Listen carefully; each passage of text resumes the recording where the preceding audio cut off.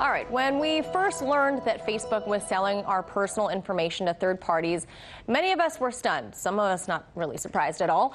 Well, now a place that many of us often frequent is finding itself in a similar situation, the DMV. RT correspondent Fronczak is joining me now. Faran, it's a place we all hate going to, but we all have to go there at some point. What can you tell us about the story? Right, Manila, you know, we can't argue. We all hate going and waiting in line at the dreaded DMV. But who would have thought that going to either to get your license or to register your car, your data was being stored and sold? But who they're selling it to, I think, is even more surprising.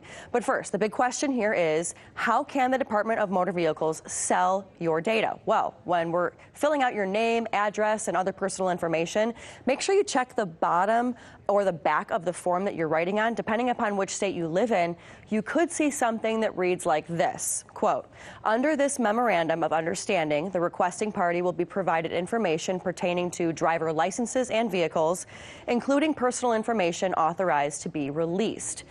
So, who has the DMV been giving personal information to? Well, through a public records request by Motherboard, hundreds of pages of documents show that they're giving it to insurance companies, towing companies, and private investigators, some of which have used this information to surveil spouses to see if they're cheating. Now, all of this is backed by the Driver's Privacy Protection Act that was created back in 1994, and its intent was to restrict access to DMV data, but there's a wide range of exemptions in this law, including selling information to private investigators.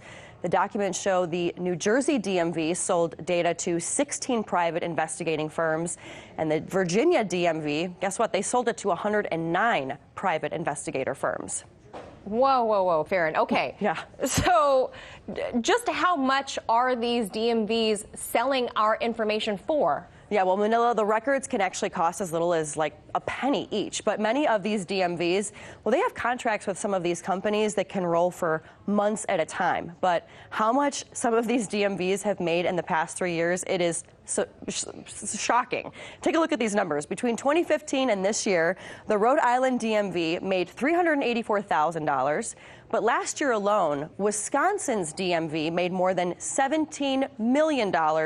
Florida's DMV made $77 million back in 2017. Now, it is important to note, though, that some states like Florida, they have implemented new controls since 2017, revoking access by some agencies after abuse and misuse. But again, just make sure you check your forms when you're filling out your paperwork and check the privacy laws in your state.